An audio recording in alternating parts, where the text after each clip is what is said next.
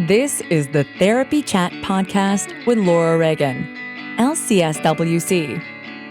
The information shared in this podcast is not a substitute for seeking help from a licensed mental health professional. And now, here's your host, Laura Reagan, lcsw-c.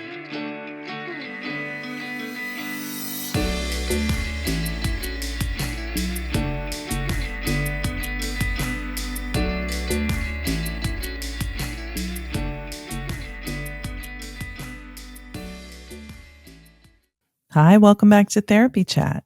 I'm your host, Laura Reagan, and today with me is Dr. Hillary McBride. Hello, it's so good to be with you. To you, Hello. Laura, and everyone who's listening. Yes, thank you. Same to you. I'm so glad you're here and very excited to talk with you. Before we get into our topic, which I'm kind of thinking of as embodiment and disembodiment, and, we'll talk about that in more detail, but let's start off with you telling our audience a little bit more about who you are and what you do. Ooh, okay. So there's the easy answer, which is I'm a registered psychologist. I teach, I research, I write, I have a clinical practice, I supervise, all of those kinds of things. But I've been moving more and more away from that description when I am introducing myself in this context as a way of reminding myself that actually the thing that undergirds all of that is this, I'm a person who's curious. There are so many places I want to go inside of myself and inside of other people. There's this, my approach to life really has been so much organized around wonder. And to me, that feels like the central, that's the thing underneath the role and all of those different expressions is that I want to experience the world and I want to know, what does it mean to be human? What does it mean to be me? What's inside of you? And then, my job is, a way to ask and potentially, adventure into some of those questions. Yeah. Well, I do want to ask, as a researcher, what particularly do you research, or what's your focus? Yeah. So my program of research includes a couple of different things. The first one is embodiment across the lifespan, particularly women's experiences of embodiment at various stages of development.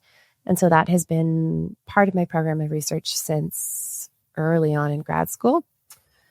And then with that, there has been perinatal mental health. I've done quite a bit of research in the area of postpartum sexuality and looking at women's experiences of well-being perinatally, as explained through their own lived experience and their voices. And then kind of how it looked a little bit more in my doctoral work was menopause, perimenopause, later in life, experiences of embodiment for women, particularly in this kind of disruption of the narrative of women's bodies angle. That's kind of the angle that I usually take. And then I've done some research in psychedelics, psychotherapy, working particularly in this area of spiritual and religious trauma and purity culture, things like high religious control around sexuality environments, and looking at what that does to embodiment. So again, you can see this kind of unifying flavor, and then randomly, kind of distinct from all of these other things that I've been a part of, I worked with a colleague of mine on a 4-year study about the pandemic and what it was like for people to have growth and transformational experiences in the middle of the pandemic. So specifically, kind of taking this existential approach. Most of my research is qualitative and hermeneutic phenomenological, but really looking at when things are horrible, when everything shuts down, when your whole world is disrupted, there are going to be a group of people who this feels unsurvivable in a way, completely destructive. And then there was also a group of people who felt like it moved them towards their experience of their core self, that in some way they met themselves and changed for the better. And so we researched that population and were fascinated by the process by which they came to this kind of emergence of the self.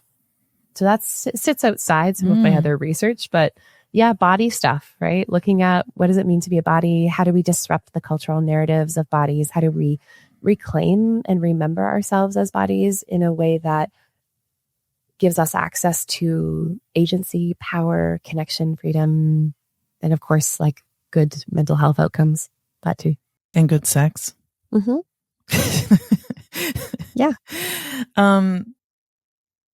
Thank you so much for how you answered that, because, as I was hearing you speak, I'm like thinking, wow, I've heard your name for a long time, and sort of like peripherally to things that I was looking at or interested in, or other people I was interested in, and hearing that you've worked with them, or, and I see why now, because these, different aspects of what you do intersect with so many of the things that I'm really curious about too. Like perinatal work, perimenopause, right. Embodiment and psychedelics and agency and transformation. I'm really curious to, I know this is sort of like you said, side to your other work, but is the pandemic time work out there somewhere in a book or a study or something like that? We published it because I'd like to read that. Yes. Yeah. It's really interesting. I think 2024, it came out, Counseling Psychology Quarterly, it was published in. Okay. And the authorship would be McBride and Joseph. So if you look for McBride and Joseph, and I think it's called An Accelerated Emergence of the Self. What's the actual title? It's so funny with publishers. I think I have it around here somewhere, but these things that we work on for years and years and years, and then all of a sudden, it comes out and you're on to the next thing. I know, yeah, exactly. So if you look up McBride and Joseph 2024, Accelerated Emergence of the Self, I think is the paper title, but it's a hefty one. I think it might be like a 40-page paper. Well, it makes sense because it's a pretty big topic. It's a pretty big topic. And I think what, was really inspiring about that, we were the first researchers to ever publish a paper using AEDP as a theoretical framework. So AEDP is mostly a therapeutic modality. And we were using specifically the component of that theory that explains and identifies how transformational experiences occur in the midst of challenge. We were using that as our theoretical framework, and that hasn't been done before. So what it showed us, and this I think is the case with pretty much all good research, something that was new, but something that was old. And in the sense, something that was old is something that we just kind of know in our bones, and something that we've heard before, and it gets recycled generation to generation. And it took us back to Viktor Frankl's work around, if you are with the hard and you make choices in the middle of it, that you can go some places, right? That might surprise you with that, including finding agency, including finding connection and possibility in the midst of suffering.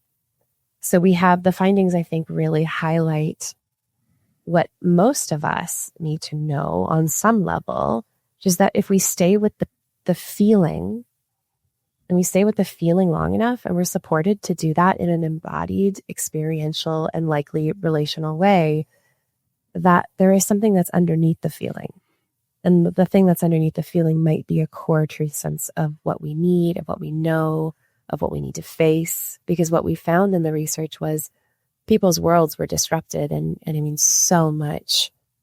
Like, this was not a population who was extremely wealthy. This was not a population who was all white. This was not a population who entirely had their jobs intact. Like, when you look at our research sample, these were people who had no income, all the way to had to leave their jobs and move back in with their families, or came out as trans, or realized that they had been running from their childhood abuse their whole life. And when everything stopped, they couldn't run anymore. And they actually stayed with what was inside of them long enough to let it start to bloom. And it's just a fascinating paradigm for, I think, for all of us. Like when things are hard, what do we do? Yeah. And I mean, I love that. Thank you so much for explaining about that. And I'm going to look up the article, and hopefully if I can find it and link to it for this, I will. I don't know if the access I can will be send that free to or you. not, but we'll try. Oh, that would be wonderful. Thank you. Yeah. And of course, here in the US right now, we're going through what can feel pretty unbearable in terms of the turmoil and the conflict and violence and change and uncertainty.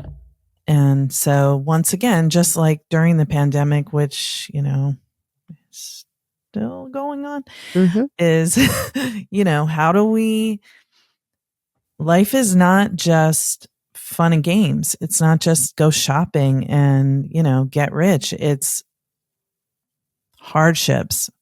No matter who you are, no matter how much or how little you have, there are hardships that we all experience, and losses. And, there's also hundreds of years of effects of colonization. And, it's like things are bubbling and roiling, and it's scary. And, how do we go on? And that's again, like embodiment, disembodiment. Do we just pretend it's not happening? Do we just, come out of our bodies and be like, they're the problem, go fight, attack, or do we connect and find the shared humanity between us, and, have agency and take action in ways that are empowered, not, out of a trauma reaction. It's a fascinating subject, but it's not just an intellectual curiosity, right? No. And the minute that it ceases to become a lived experience question as opposed to an academic one, I think we miss the whole point of embodiment. Like embodiment is, there's a mind component, but even that, we think about mind, we now understand mind as an embodied phenomena. There's no aspect of self that doesn't relate to or come from the substrates of the body. So it's really about living. And I think what you were saying there in terms of responding to the experiences of the day, like whatever that is, if someone listens to this episode in 10 years from now or 10 years ago, there would be something that would apply, because there are always things happening in the world that are unjust and unfair and are harming people. What I love about embodiment is that there's so many layers to what turning towards the body does. Sometimes what happens when we turn towards the body at first is we make contact with our reactions and the trauma response. Sometimes we feel the terror, the rage, the panic, the I gotta get out of this skin and I gotta get out of this place, the mobilization tendency. And actually what's fascinating about the body is that there's a way to stay with that too, navigate through that, support ourselves with those reactions, explore where they come from, and get to other places inside of ourselves. That embodiment is all of it. It's the experience of turning towards our body and recognizing that our body is constantly communicating about what it's like to be us in a social space at a particular time in history.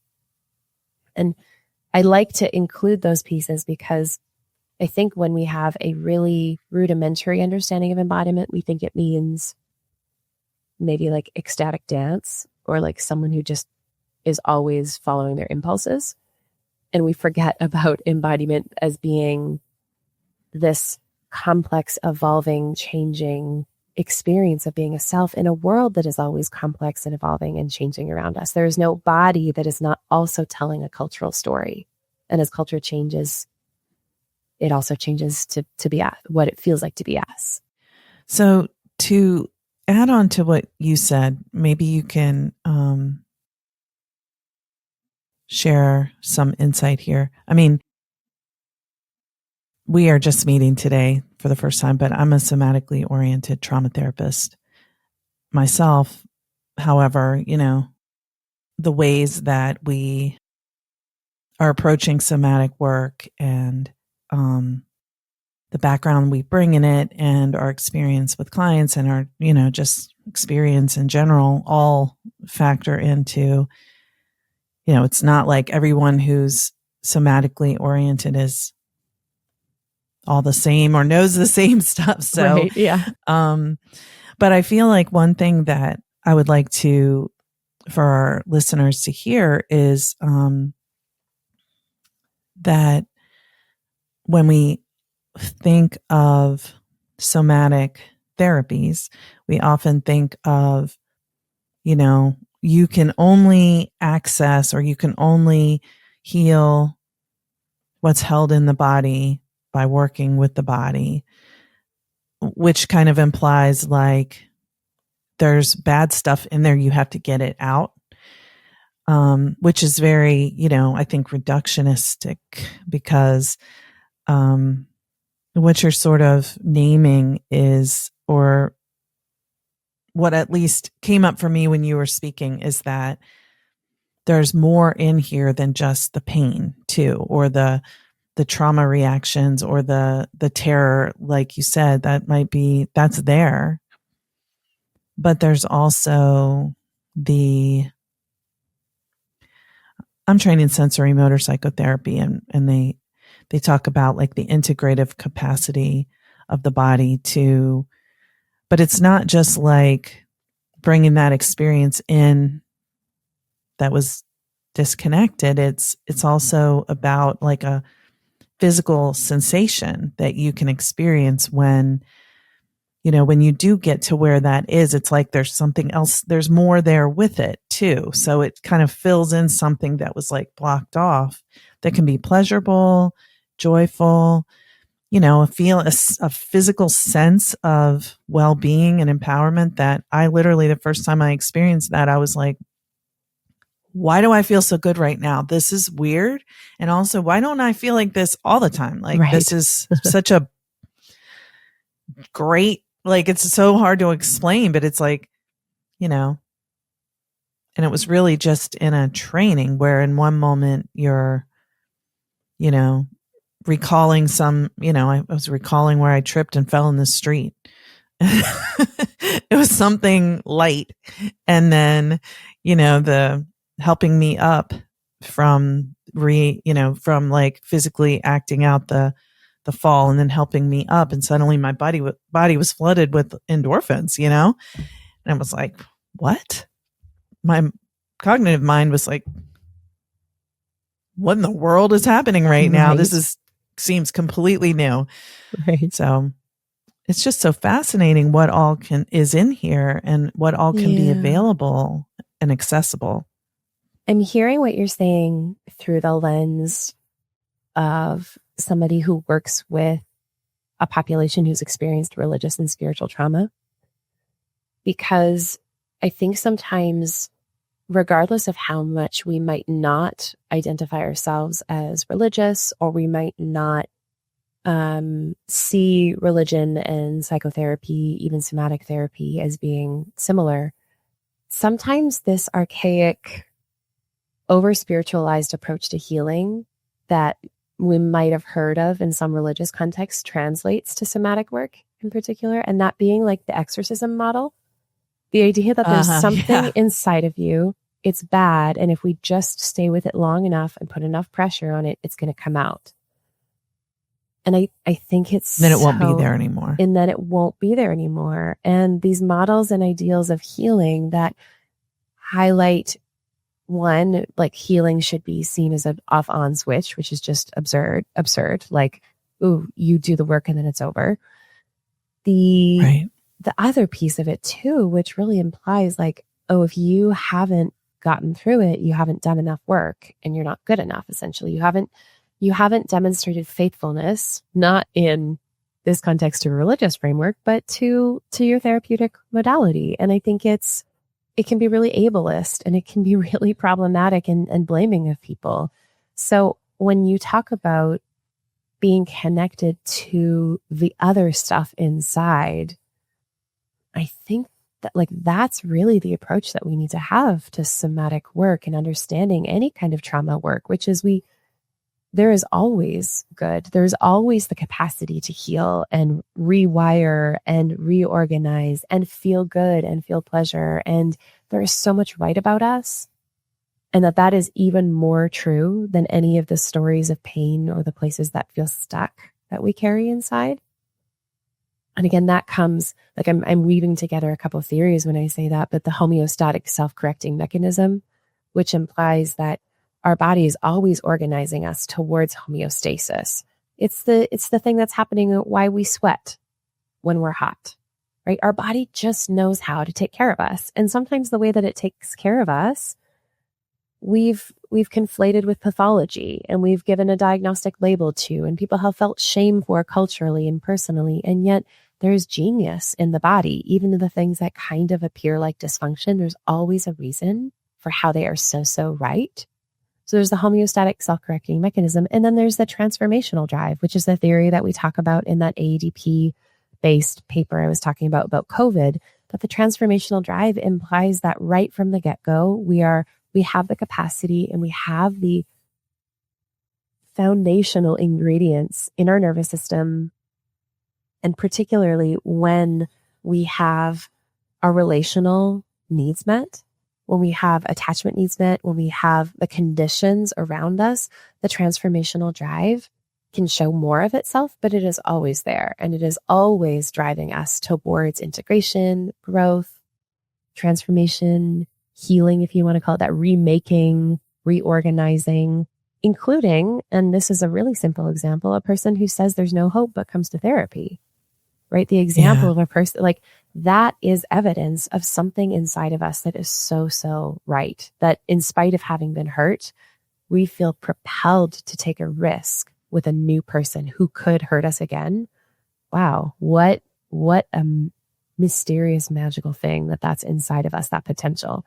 So yes, to come back to your statement, there is so much good and right inside of us. And I think if we continue to perpetuate the exorcism approach to somatic work, we are missing what's actually most true about us as humans, which is that there is wisdom, that there's so much goodness and wisdom inside of us. And that's just true, full stop. Yes. It's like the work is to remove the barriers to accessing that. And maybe another beef that I have while we're running down the list, the beef I think is with this approach to healing and somatic work that I found is how individual the model can be at times, how it can at times perpetuate this kind of individualistic approach to healing and miss that there have been for millennia cultural ways of healing somatically that exist within, embedded at a community level, dancing and singing and having people intergenerationally hold your body, and practices about being held by nature and land. And so I think my hope and my longing while we're on the conversation of somatic healing and kind of the paradigm of is there badness inside that we have to extricate from the body? My thinking is wow, so much of our healing process goes awry. Even our approaches to understanding healing go awry when we separate people from other people. And that really what we're meant to be doing is sharing pain and telling the truth and feeling in community and together. That relationship is such a strong component of righting things that go wrong. An example of the way that colonization, has separated people from their connections on purpose. Yeah. Right, that's exactly part of how divide and conquer. Yeah. And this is my interpretation of an Audre Lorde quote, but she says something to the effect of when people are separated from their bodies, they are much easier to control. Yeah. There's separation from each other and from the body is really useful in systems of hierarchical power. And And we can look at that in terms of the body of land too, right? Like there is everything that I'm saying about bodies as having wisdom and knowing the way is true of all kinds of matter and terrain. I mean, bodies are good in the way that nature is good. Bodies know the way in the same way that a tree knows the way to bend towards the light. Like I'm not thinking about this I'm thinking about it maybe from a post-humanist perspective, that our bodies are pathways to connect to what is true between all of us, and all of us, including landkin and plantkin and animals and of the air and of the water. Like there is something in nature that knows the way, and that's in us too. Yes. Well, I agree with every word you're saying. And I love that you're saying it. It's so beautifully. Another thing I'm thinking about while we're talking about, you brought up spiritual abuse, and that's a type of, or spiritual trauma, that's a type of harm and pain, something to address, I guess I'll say, that is, I feel like it's really tricky to identify that one even has this. Like the first time I talked with someone about purity culture, as they were talking about it, I was like, oh yeah, purity culture, I get it. And then as they were talking, I was like, I just realized how much it impacted myself too, in ways that I wasn't realizing. Even just, it landed like, gulp, you know what I mean? And it's just like, whoa. And I'm not even able to really put it into words, because there's nothing I can say for myself that was like, a clear, it's just like we have these definitions of things. So, well, I don't know that anything specifically bad happened, but of course I can point to certain things that I would say were specifically bad things that happened. But in terms of like spiritual trauma, religious trauma for myself, but I think it's important to talk about that, because it's affecting us, but we don't recognize it.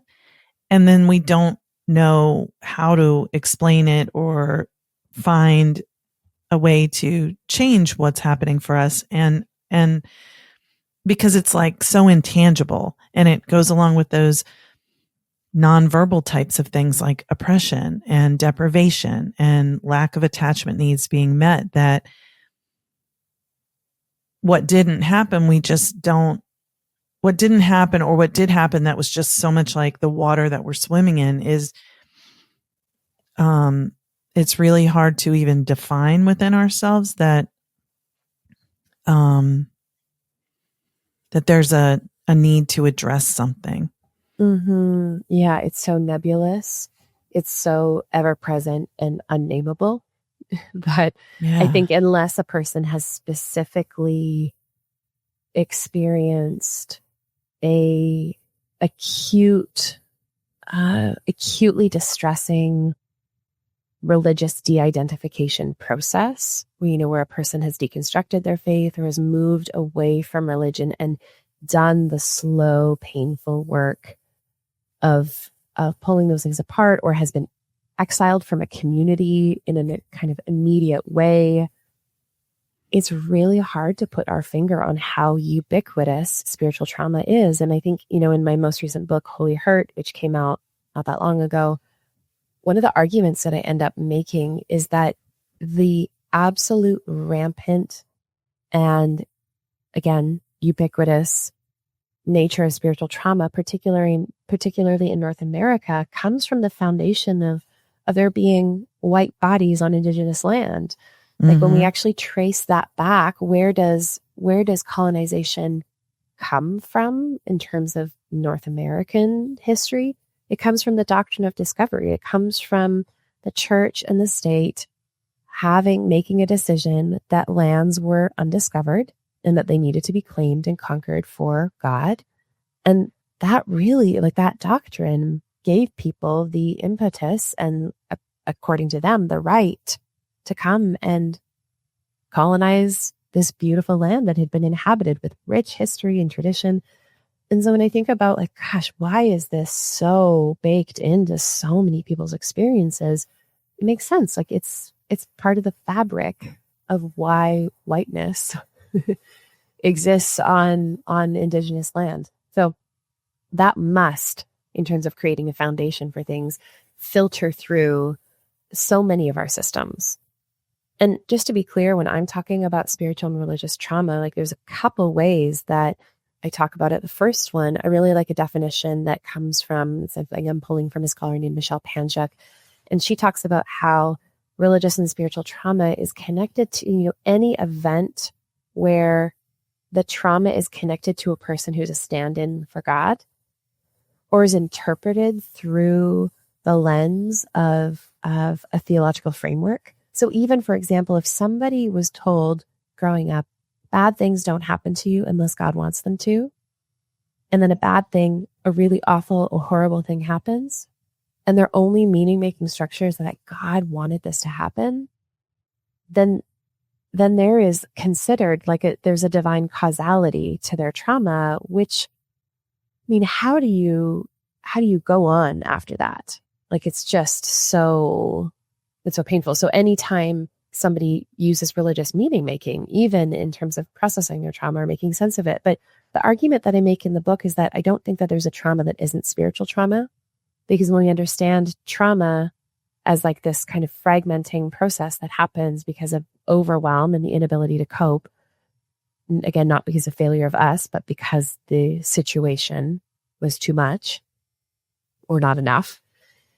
There's that piece of it. Spirituality is this inborn desire to make meaning, to ask questions about meaning, to seek connection. I don't know a single trauma survivor who hasn't experienced fragmentation to their ability to make meaning in the world or to feel close and connected to a felt sense of safety about being in life or connection to themselves and their bodies and to ultimate connection. So I don't think that there is any kind of trauma that doesn't impact us on a spiritual level, even if you have never physically touched, even if, there was no body boundary violation component to it. I think that spirituality is at our core, this drive to make meaning and connect. And that's impacted profoundly whenever something ruptures our ability to be here. That makes sense. And it's like, wow. So big. It's everywhere, right? We're like, oh. Yeah. Oh, yeah. Yeah, exactly. And I mean, again, the colonization, the justification is religious, but the real, to me, like it's about extraction. It's about greed, desire for power. Maybe the people who were doing that, I guess many of them may have actually had religious belief behind their actions, but it's, how do you ever make sense of a war in the name of religion? Like, that just doesn't make sense. If religion is about, if God is about love, then how is war ever, like, it just doesn't. Yeah. I never understood that as a kid, and I still don't. Yeah. I just don't. I think you saw through some of the things that were there, including the idea that for some religion wasn't about love. It was about safety and power and being right because they were afraid. Sometimes being right can feel like a powerful inoculation against the fear of being wrong. But sometimes the fear has also been made up, things to be afraid of. And we're come from like rudimentary ways of understanding existence when there's disease and pathology that runs rampant, or there's so many ways of understanding history through different lenses, but I think it's pretty safe to say that in religiously and spiritually abusive contexts, the same kind of power that exists in abusive relationships in other contexts exists. It's just enacted on a mass scale. The power and control dynamics of abuse can happen systemically, not just interpersonally on a one-to-one level. So true. Oh, gosh.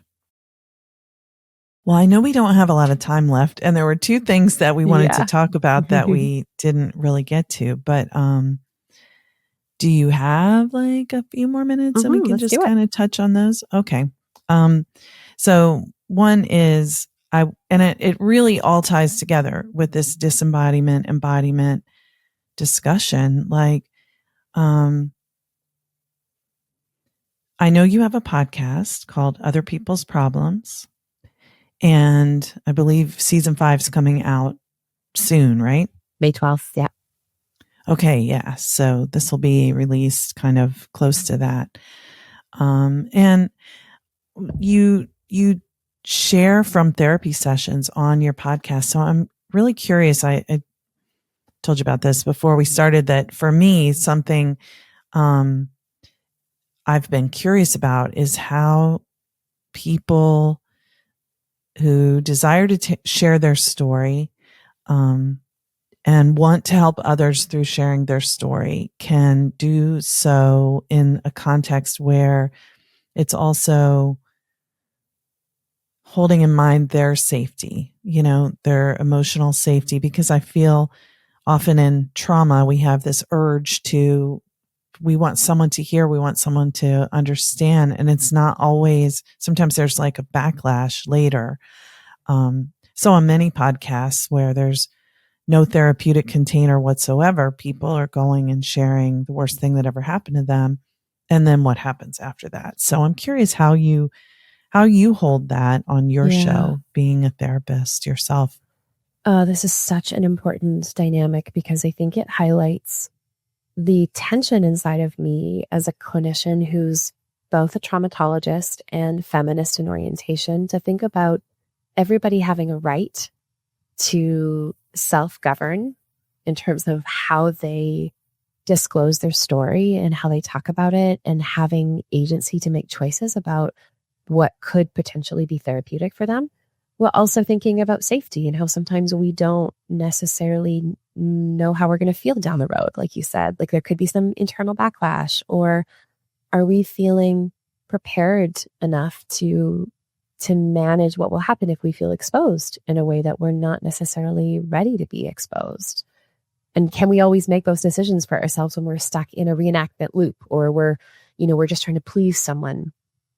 So what's helpful to know about the podcast, which includes real audio from therapy sessions, is when the audio there's a massive consent process that we engage in, including risks and benefits. There's lots of conversation about if we want to say yes, if we want to say no, what the risks to that are now, later, long term. What's important to note too about the recording process is that I actually record a lot of my sessions anyway. We do recording pretty regularly in AADP therapy so that we can watch our tapes clinically to assess for how we're doing, but also so clients can have a record of their own growth work. So the idea of recording isn't something that is new to many of my patients because we're doing it regularly. And for people who dissociate in session, having a recording on their phone, a voice note of what happened to go back to and go, oh, wow, I did say that. Oh, and this is how you did show up. It can be so therapeutic. So there's the issue of recording. And then what's important to note is that as we record, sometimes people go, okay, if we were recording just for other people's problems, they'd say, this isn't feeling good. We need to stop this. We need to dump the tape. The tape would at some point sit for a while. We'd come back to it. You still feel open with me sharing this with the producer. Okay. Going through consent processes around who gets access to the recording. Then it gets scrubbed for any anonymizing or for any details so that it's anonymized. People are picking a pseudonym. Then they're getting to hear the edits multiple times before it goes to air. And we give people permission, and people have done this like on many occasions, pull the audio, because from the moment that we record it to the moment it's going to air, it's been a year later. So they've had a lot of chances to listen to it, hear it, think about it. We've processed it in therapy. We've gone back to the risks. We've gone back to the benefits. They've changed in some way. And it might feel like, oh, that doesn't represent me. Or, oh, that feels like so long ago. Like, oh, that's, it's not fresh in the same way. And then when people have the final say in terms of it being on the air, then there's been so much processing around it, and they still have the right to pull it if they want to. I mean, it's hard when things live on the internet, but that's true of like a photo that we post in high school or now, like a comment on something. You can't necessarily get things off the internet, but we have privileged people's rights to self-determine what is good for them. And what has been fascinating is that for the most part, people have said that being able to know my story and my therapeutic work is helping other people makes it even better for me to keep doing this work, keep working in therapy, keep sharing the audio if I need to. So there can be something actually liberating, not just exploitative, right? If we handle it really well and we give a person a chance to say no, and they really can say no, and we encourage people to do that. And there's a whole therapeutic process around supporting people to say no to that I go through. But I think what we miss is potentially how beneficial it can be for people to feel like they're a part of changing culture, that they're destigmatizing mental health concerns and therapeutic support in a way that they're directly going to see the benefits of. Wow, that's really cool. And y'all spend a lot more time on pre-production than I do. Yeah. A lot more. Like I said, this will be coming out, today's April 29th, and you said May 12th is your, season 5 launch. So, yeah, we've been working on this season since 2022, 2023, because this season includes psychedelic psychotherapy. So not only do we have the regular components of consent and risk and benefit, we also have altered states of consciousness. We have questions of what did I say during the session and how do I feel about it after, that exists for anyone doing psychedelic therapy, let alone if it's recorded and other people are going to hear it. But what's different about this season that I think is really cool is, for any listeners who've heard other people's problems in the past, we haven't done this. All of the people who are included in their episodes are actually including audio after the fact that was recorded with the producer to talk about their experience. So you get to hear both what does the person sound like when they're processing on psychedelics and what does the person say about it after. And you get to hear a person reflect back and go, oh no, that thing that I said at that time, here's what it meant and here's what it means to me now. And I really think that the time to be in a different state, the time to reflect, the time to consider how does it feel now, the time to evolve and develop as a person is part of the credibility of the consent process. That I really think that consent is not something that exists in a moment, but if it's a yes, then it's a yes that will hold up over time in different states of consciousness, in different experiences, in different points of time, at different stages of the healing process. And because it's therapy and not just a casual conversation, and people are doing process work about really horrific traumas, it's so important that we do not take their agency from them further, but also that they're protected and they have the right to say no. Well, that's really helpful. And also, I just want to say, like, what you're saying about consent, it's like ongoing, enthusiastic consent. Yeah, right. Exactly. Not just like, okay, which is more like submit, Yeah. But that's really beautiful. And if we have enough time, I'd love to just briefly go into talking a little bit more about psychedelic therapy. I probably have about 5 minutes total. Okay. So if we can do that in 5 minutes, let's do it. Okay. Yeah. Let's just briefly touch on it. Okay. Because I think the part that I want to talk about the most, people are really curious and fascinated by psychedelics. And there's, again, I think there could be embodied ways to approach psychedelic work and disembodied ways. And I know that you're an embodiment oriented therapist. So, can you just say a little bit about the way that you're approaching psychedelic therapy in season 5? Yeah. I'll kind of tie it together. Yeah, exactly. Yeah. Nicely done there. So there's a couple different approaches that I'm using in season 5 of Other People's Problems, which reflect the way that I practice. And that is to use somatic and attachment-based approaches to psychedelic therapy. One of the things that I've learned in my training, and this comes from the PSIP model, the psychedelic somatic interactional model, is that it is really easy for people to use psychedelics as a means of replicating their defense and coping mechanisms, which for many of us have included dissociation, like leaving the body. And if psychedelics, when we actually break down the compound word like psyche and delio, looking at mind manifesting or mind revealing, what we're seeing is that so much of the psychedelic process shows us what's inside.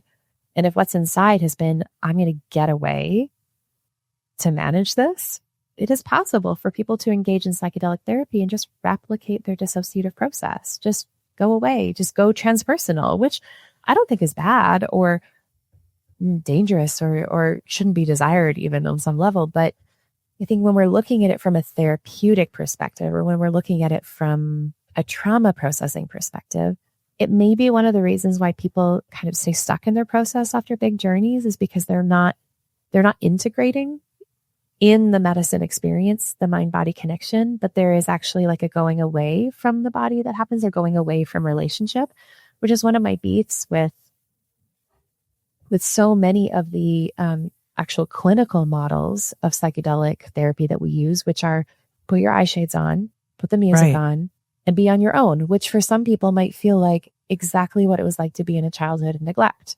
Like just go inside on your own, go inside, do it by yourself. Being in the crib and no one's coming. Exactly. And like, oh, great, you have some intense music on. Like, I think that there can be some usefulness for that approach, and there can be some beauty in it.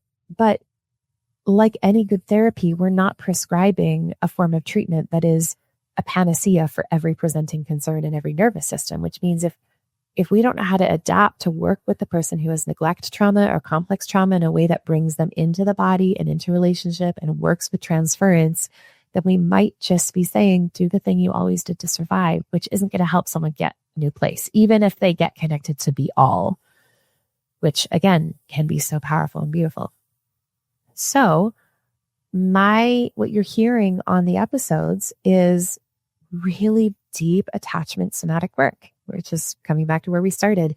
The staying with the body, tracking the body process, tracking the attachment interpersonal process, tracking what's happening in terms of projection, transference, countertransference, working with elements of relationship and sensation as a means of still assuming what's inside is telling us, or what we're seeing in the trip is telling us about what's inside and what it's been like to be that person, but allowing us to actually like start to work with something. And whenever I'm teaching about psychedelics, what I always say is good psychedelic therapy is good therapy plus psychedelics at the right dose. So if I'm assuming good psychedelic therapy means just like, okay, be on your own with something, I mean, maybe there's a condition under which I would suggest that for a patient, like, okay, go on a walk and journal or reflect on this between sessions. But in session, I would probably never say, just be alone with yourself with this.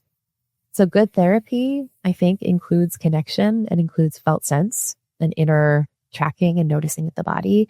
And if we can bring that into psychedelic therapy, I think we can actually really change our outcomes for the better.